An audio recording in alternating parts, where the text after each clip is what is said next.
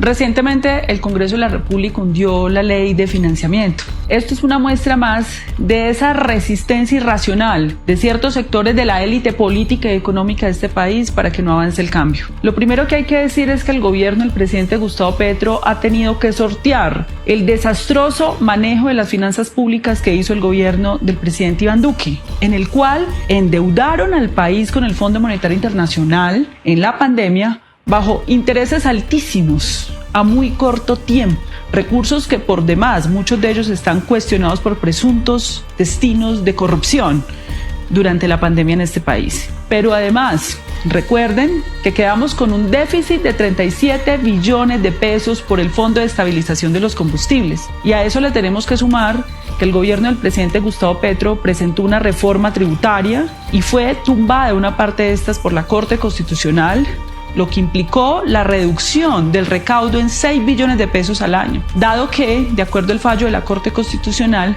se permite la deducción de los impuestos a las regalías, es decir, las transnacionales extractivistas de este país deben pagar impuestos y regalías. La Corte Constitucional no permitió esto y esto significó 6 billones de pesos menos para el recaudo, para las finanzas del país.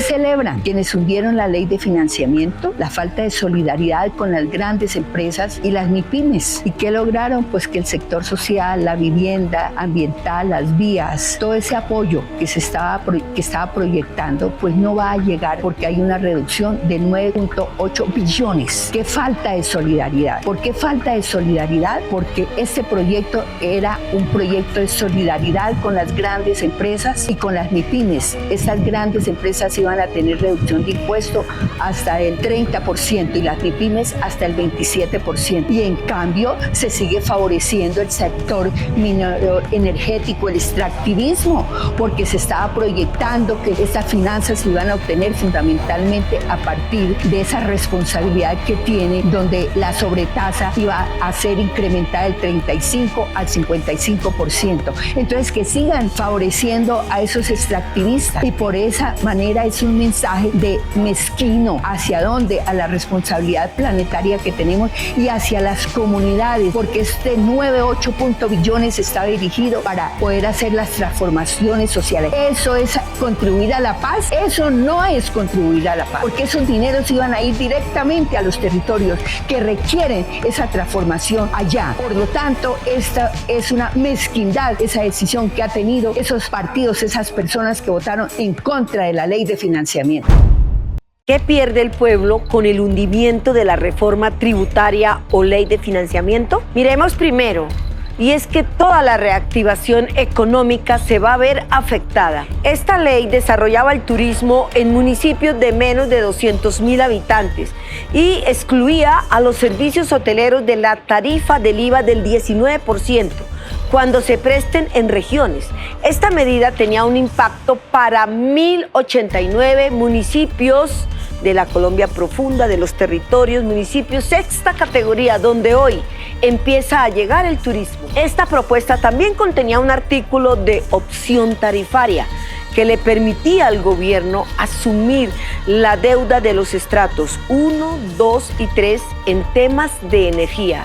Esto es sobre todo para la costa caribe, donde los abusos excesivos en el cobro de la energía es abismal y que muchas regiones del país también asumimos. Además, beneficiaba a las pequeñas, medianas y grandes empresas, brindando alivios financieros en materia de reducción de impuestos de renta. Le sumamos algo más, que a más de 260,000 personas naturales y jurídicas salieron de deudas con la DIAN, por ejemplo, brindando un 90% en descuentos. Ahora no van a haber tantos créditos para mejorar la vivienda. Entonces, ¿qué pasó? No pierde el gobierno. El gobierno no pierde, pierde Colombia, pierde la clase media, pierden los más vulnerables de nuestro país, perdieron las empresas, el turismo, pierden los territorios más abandonados de nuestro país, pierde la Colombia profunda. ¿Y quiénes ganan? Ganaron los ricos, Luis Carlos Sarmiento Angulo, los Gilinski y los Santo Domingo. A esos fue que les salvaron los partidos tradicionales, los que posan de independientes para ellos. La ley de financiamiento se cae por dos posibles razones. O por el odio que le tienen algunos congresistas al presidente Gustavo Petro, o porque le están pagando el favor a sus financiadores de campaña, sin darse cuenta que los más afectados son las personas que recibían los subsidios, son las personas que necesitaban acueductos. Pero recuerden, el pueblo no olvida.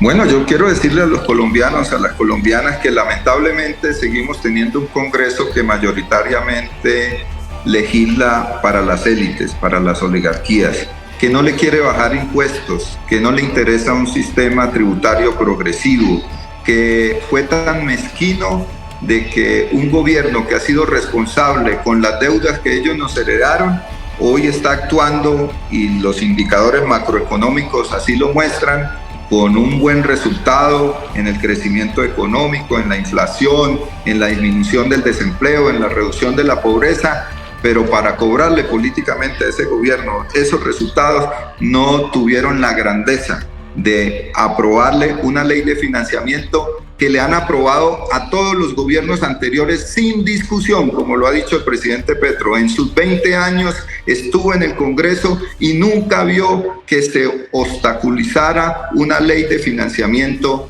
que presentaban sus gobiernos. En el caso nuestro sí, decidieron no solamente obstaculizar la ley de financiamiento, sino tampoco aprobar el presupuesto general de la República. Ese es el Congreso que tenemos, colombianos, ese es el Congreso que hay que cambiar.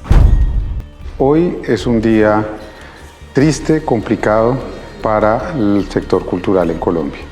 La no aprobación de la ley de financiamiento ayer en el Congreso de la República pone en serios aprietos a todo el sector cultural y su enorme fragilidad.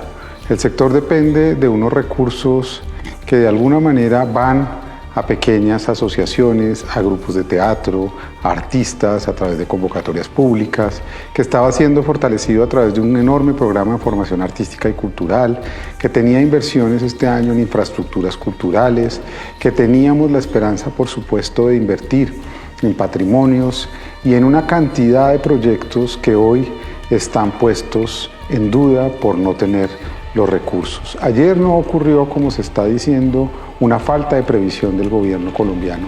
Ayer ocurrió algo que no había ocurrido antes y que está ocurriendo por primera vez en los últimos 10 años. A todos los gobiernos, Santos I, Santos II, Duque, les aprobaron leyes de financiamiento. Tenemos una deuda inmensa que es el legado de Iván Duque, un legado aleve, hecho a última hora, que nos pone unas exigencias y unos compromisos que hemos honrado como gobierno nacional.